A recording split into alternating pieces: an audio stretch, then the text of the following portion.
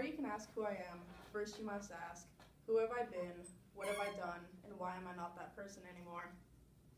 After being in 4-H for many years and winning many awards, writing speeches and public speaking is no stranger to me. However, when asked to write a speech on myself, my mind went blank. For the first time in my life, I sat in front of the computer and stared at a blank screen and had absolutely nothing to put on it. Speaking on other topics has always come naturally, but talking about myself is something I've tried desperately to stay away from.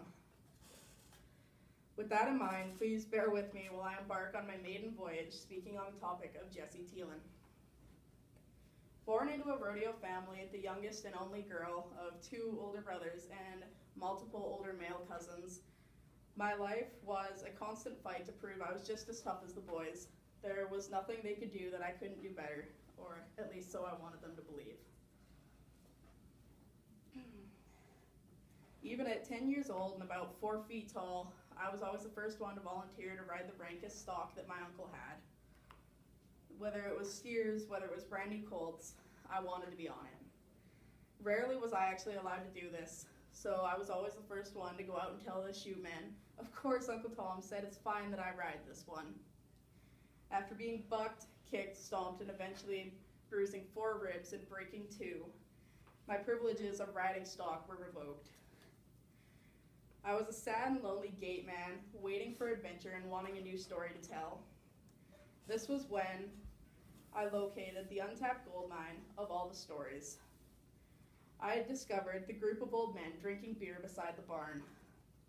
My days then changed from trying to weasel my way onto the back of a steer to carrying a Fisher-Price recorder and a notepad out to the barn.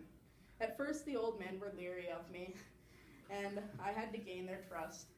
Getting beer, finding more peanuts, and learning to mix the perfect rye and water was how I finally weaseled my way into their group. I had them tell me their days of glory, listening to their stories, and then waiting to retell them. I was constantly learning new words and being reminded all the time, don't repeat that in the house. I had a collection of stories that fulfilled my young adrenaline junkie needs. This was also the time I discovered my great love for writing and for telling stories. I had discovered that while leaving behind your own legacy was something great, carrying on the legacy of someone else carried so much more pride. Being the one to bring a great story from olden days to those who might not get to experience that thrill was more rewarding than just being concerned with yourself. When I was 12 years old, I had the great honor of interviewing one of the most inspirational women in my life. I interviewed my grandmother for a 6th grade writing assignment. She told me what it was like being the youngest of 10 and then immediately finding herself the oldest of 8, sandwiched directly in the middle of 18 kids. She told me her stories of being a teenager in the 50s and taking the Cadillac to the petrol station for 50 cents of gas and asking the cute young man to wash all the windows so they could watch him walk around the car. She told me stories of first dates, stealing watermelons for picnics, and finally, she told me the greatest story. She told me of the day she met the delivery truck driver named Bill, the man who eventually she would marry, and after many hardships and many trials, she would grow old with. 6 months later, I stood in front of a chapel full of people who loved and respected my grandmother very much, and I retold my interview, telling the story of my grandma's life in her own words at her memorial service. This time in my life would mark many great changes and the beginning of one of the darkest periods of my life. During the summer before 7th grade, my parents separated and eventually divorced.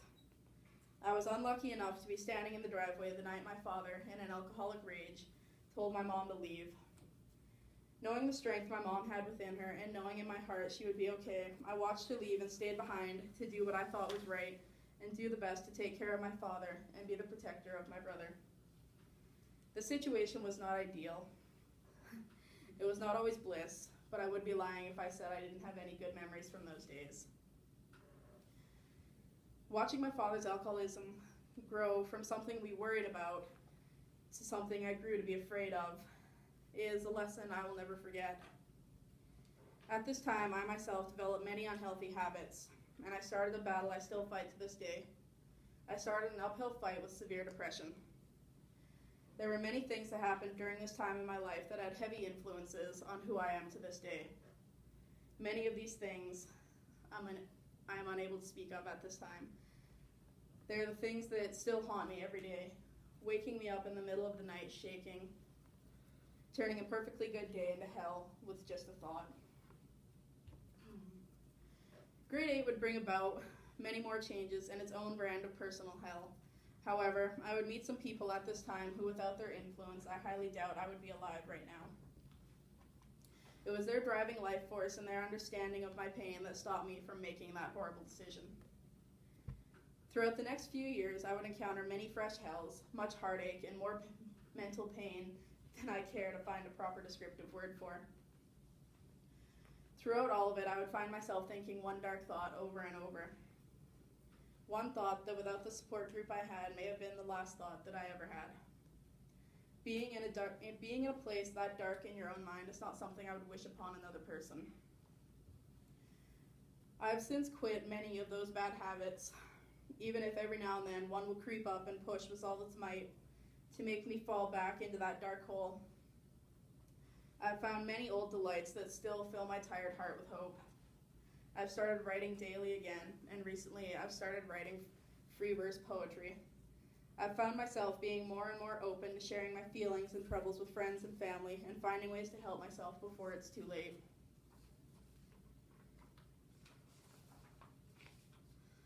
Today I stand here before you, still broken and still haunted by my own memories. I have seen myself at my lowest points, and I feel confident in saying, one day I will see myself at the highest point of my life.